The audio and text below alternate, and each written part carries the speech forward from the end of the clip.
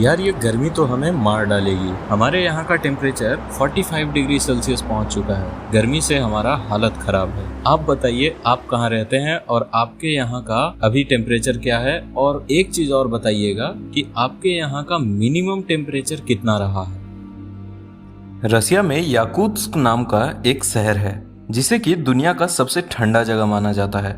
यहाँ का lowest temperature -64.4 degree Celsius मापा गया है। बस सोचो कि वहाँ के लोगों की जिंदगी कैसी होती होगी, जहाँ की 12 महीना बर्फ ही पड़ता रहता है। अगर उनमें से किसी एक इंसान को जून और जुलाई के महीने में राजस्थान में लाकर रख दिया जाए तो वो तो सुसाइड कर लेगा यार।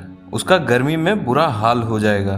तो अब सोचिए कि -273 डिग्री सेल्सियस कैसा रहेगा।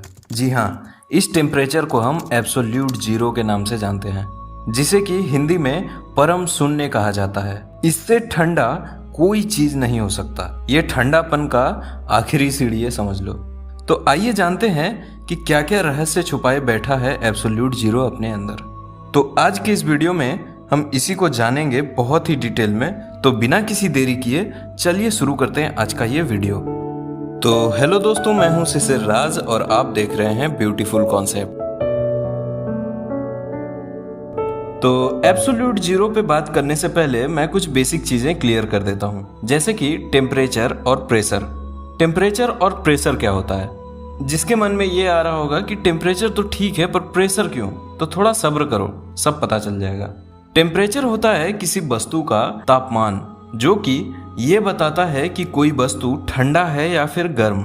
अगर ठंडा है तो कितना और गर्म है तो कितना। तो कोई ऑब्जेक्ट कितना ठंडा है और कितना गर्म है, ये नापने के लिए हमारे पास 3 स्केल्स हैं: सेल्सियस स्केल, फ़ारेनहाइट स्केल और केल्विन स्केल। तो ये जो एब्सोल्यूट जीरो जो है वो केल्विन स्केल पे है। केल्विन स्केल पे अगर रीडिंग 0 केल्विन है तो उस टेम्परेचर को हम एब्सोल्यूट जीरो कहते हैं। वहीं सेल्सियस स्केल पे 0 डिग्री सेल्सियस का मतलब होता है फ्रीजिंग पॉइंट, मतलब उतना तापमान पे पानी फ्रीज हो जाता है। 0 डिग्री सेल्सियस अगर जो तापमान रहे तो पानी फ्रीज हो जाता है।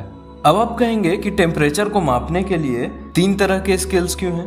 तो इसका आंसर ये है कि 3 अलग अलग तरह के लोग पैदा हुए और अपने अपने नजरिए से तापमान को नापने का जरिया बताया, परंतु तीनों स्केल आपस में सिमिलर हैं। तीनों एक जैसे ही काम करते हैं। तो इससे फर्क नहीं पड़ता कि केल्विन स्केल है या सेल्सियस स्केल है, ओवरऑल फर्क पड़ता है कि टेम्परेचर क्या है।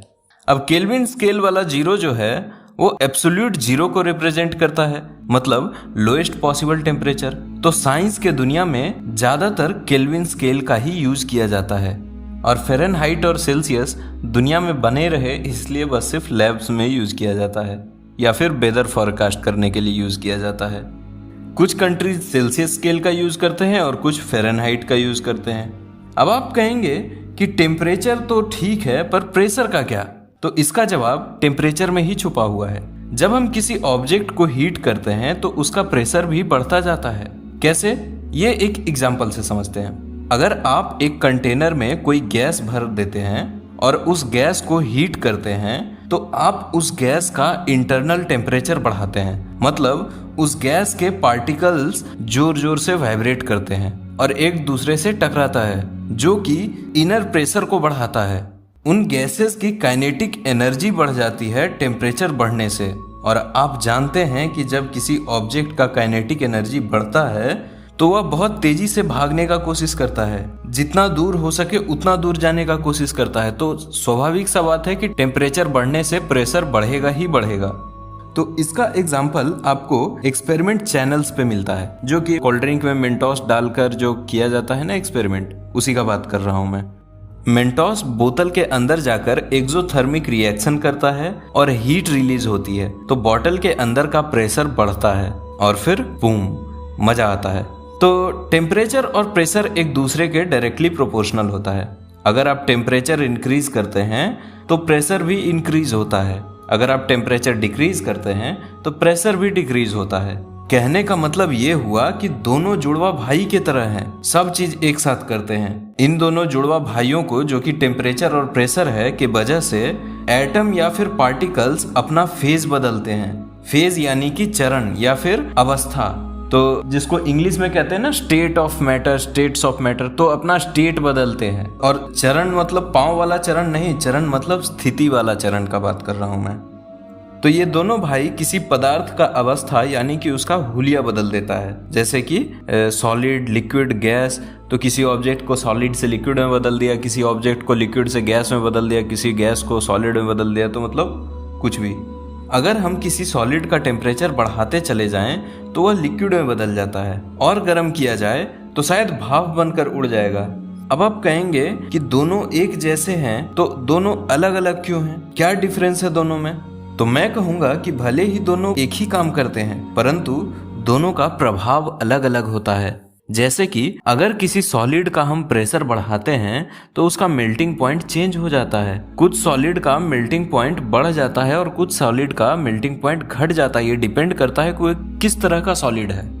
तो आखिर इन सब बातों को लात मारकर हम आगे बढ़ते हैं। तो जब किसी ऑब्जेक्ट का टेम्परेचर बढ़ता है तो उसका पार्टिकल एनर्जेटिक हो जाते हैं और वाइब्रेट करने लगते हैं। और अगर उसी का हम उल्टा करें तो टेम्परेचर घटाने पे उसके पार्टिकल्स का वाइब्रेशन कम होने लगता है, और कम होते होते जैसे ही टेम्परेचर 0 केल्विन टच करता है, यानी कि ऑब्जेक्ट एब्सोल्यूट 0 पे पहुंचता है, तो उसके पार्टिकल्स शांत हो जाते हैं, उनमें कोई वाइब्रेशन नहीं होता। तब वह ऑब्जेक्ट अलग ही बिहेव करने लगता है। वह ऑब्जेक्ट अचानक से सुपर कंडक्टर बन जाता है।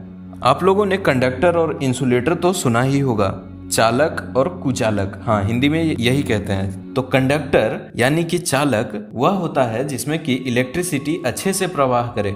कंडक्टर्स में कुछ रेसिस्टेंस भी होता है जो कि बहुत कम होता है, फिर भी होता तो है। तो रेसिस्टेंस यानी कि प्रतिरोध बढ़ने से कंडक्टर हीट होता है, और जितना हीट होगा उतना ही उसका रेसिस्टेंस बढ़ेगा।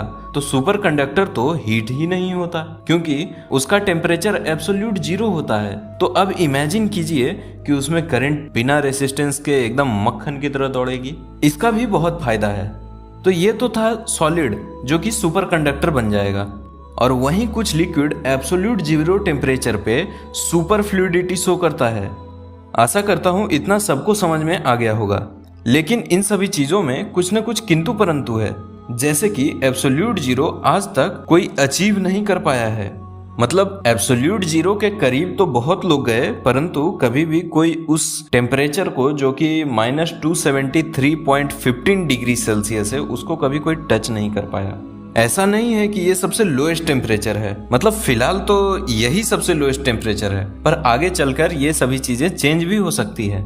एक और चीज है कि हर एक object super conductor, super fluid या फिर बोस-आइंस्टाइन में नहीं बदलता। कुछ कुछ ऑब्जेक्ट्स ही ये प्रॉपर्टीज दिखाते हैं, बाकी के उसके करीब जाने का कोशिश करते हैं, पर एग्जैक्टली उस तरह का बिहेवियर नहीं शो करते जैसा कि कुछ कुछ ऑब्जेक्ट्स शो करते हैं, सुपर कंडक्टर, सुपर फ्लूइडिटी और बोस-आइंस्टाइन वाला। तो अभी इस टॉपिक में बहुत कुछ एक्सप्लोर करना बाकी है। एब्सोल्यूट 0 पे सभी प्रकार के मैटर शांत हो जाता है, थोड़ा सा भी हिलडुल नहीं करता, बिल्कुल अच्छे बच्चे की तरह। हाँ, तो ये इसलिए होता है क्योंकि किसी ऑब्जेक्ट के अंदर जो उसके पार्टिकल्स हैं वो वाइब्रेट करते हैं, जो कि दर्शाता है उसके काइनेटिक एनर्जी को। और एवरेज काइनेटिक एनर्जी ही तो डिसाइड करता है कि कोई ऑब्जेक्ट का तापमान क्या होगा। तो जितना कम वाइब्रेशन उतना कम उसका तापमान होगा, और जितना कम तापमान उतना ही कम वाइब्रेशन होगा। तो ये वाइस वर्सा चलते चला जाता है। तो एब्सोल्यूट 0 पे इन पार्टिकल्स की एनर्जी भी 0 हो जाती है, तो ये वाइब्रेट करना बंद कर देते हैं। तो एब्सोल्यूट 0 एक बहुत ही दिलचस्प चीज है। इसके वजह से नए नए खोज हो रहे हैं। भले ही हम अभी तक एब्सोल्यूट 0 तक नहीं पहुंच पाए हैं, परंतु इसके वजह से हमें जो सीखने को मिला है वो माइंड ब्लोइंग है। एब्सोल्यूट 0 के वजह से साइंटिस्ट को क्वांटम मैकेनिक्स को समझने में आसानी हुई है। तो ओवरऑल मैं यही कहना चाहता हूँ कि इसके खोज के वजह से बहुत से फील्ड में हमें मदद मिली है, और जैसे जैसे हमारी टेक्नोलॉजी बढ़ेगी इसकी अहमियत भी हमारी ज़िंदगी में बढ़ेगी। तो इसी के साथ मैं आज का ये वीडियो समाप्त करता हूँ। अगर आपको ये वीडियो पसंद आया और कुछ नया सीखने को मिला तो इस वीडियो को लाइक करें और चैनल को सब्सक्राइब जरूर करें और लोगों के साथ शेयर भी करें। धन्यवाद।